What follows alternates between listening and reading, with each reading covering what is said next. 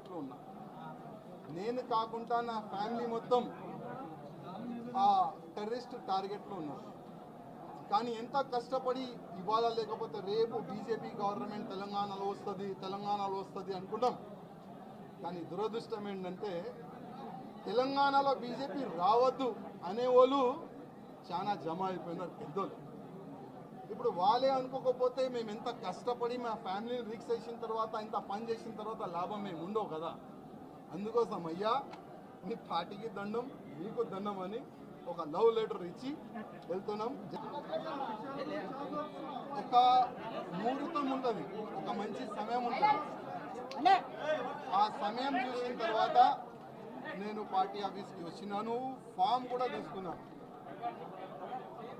ఈ ఫామ్లో 10 members counselling member sign కావాలి, సంతకం కావాలి. ఆల్రెడీ చాలా మంది మాకు ఆశీర్వాదం ఇచ్చే అట్లాంటి కార్యకర్తలకి మాట్లాడి ఇక్కడ తీసుకొని కూడా వచ్చినాం. స్టేట్ కౌన్సిలింగ్ మెంబర్ ఇక్కడ వచ్చిన తర్వాత వాళ్ళకి ఫోన్ చేసి పోస్ట్లో ఉంటావా సస్పెండ్ చేయాలా అని వాళ్ళకి బెదిరించి ఇక్కడ నుంచి పంపించేసారు. ముగ్గురు మా ఎంబడి వచ్చినారు, ఆ ముగ్గురే సైన్లు పెట్టినారు. ఇంకా దాదాపు 7 మెంబర్స్ సైన్ కావాలి. 10 మెంబర్స్ సంతకం చేసిన తర్వాతనే మనం ఈ ఫామ్కి మనం సబ్మిట్ చేయొచ్చు. కానీ ఆల్రెడీ డిసైడెడ్ ఎవరికి ప్రెసిడెంట్ పార్టీ పైన ఒక నమ్మకం కుదురుతుంది. పార్టీలో ఏళ్ల తరబడి పనిచేస్తున్నటువంటి వారికి ఒక అవకాశం వస్తుంది. తద్వారా భవిష్యత్తులో పార్టీ మరింత బలోపేతమై అధికారంలోకి వచ్చేటువంటి అవకాశం ఉంటుంది అనేటువంటి అంశాన్ని ఆయన పదే పదే అనేక సార్లు చెప్పే ప్రయత్నం చేశారు.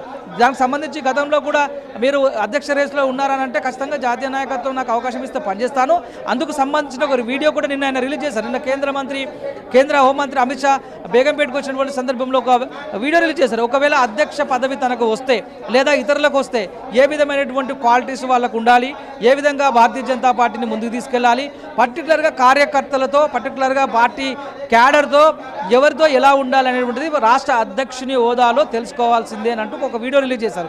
దాన్ని చాలా లైట్ తీసుకుంది రాష్ట్ర నాయకత్వం. ఎవరు కూడా దానిపైన రెస్పాండ్ కాలేదు. నిన్న కేంద్ర మంత్రి కిషన్ రెడ్డిని కూడా అడిగే ప్రయత్నం చేశాము. ఏమైనా ఆంధ్రప్రదేశ్ తరఫున ఇవాళ బండి సంజయ్ని కూడా ఇదే అంశాన్ని అడిగే ప్రయత్నం చేశాము.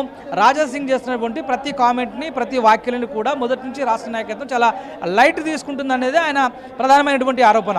భారతీయ జనతా పార్టీలో ఒక సీనియర్ శాసనసభ్యుడిగా ఉన్నటువంటి తనకి కూడా సందర్భంలో అసెంబ్లీ ఫ్లోర్ లీడర్గా అవకాశం ఇవ్వాలని కిషన్ రెడ్డిని అడిగితే కూడా దానికి ఒప్పుకోలేదు.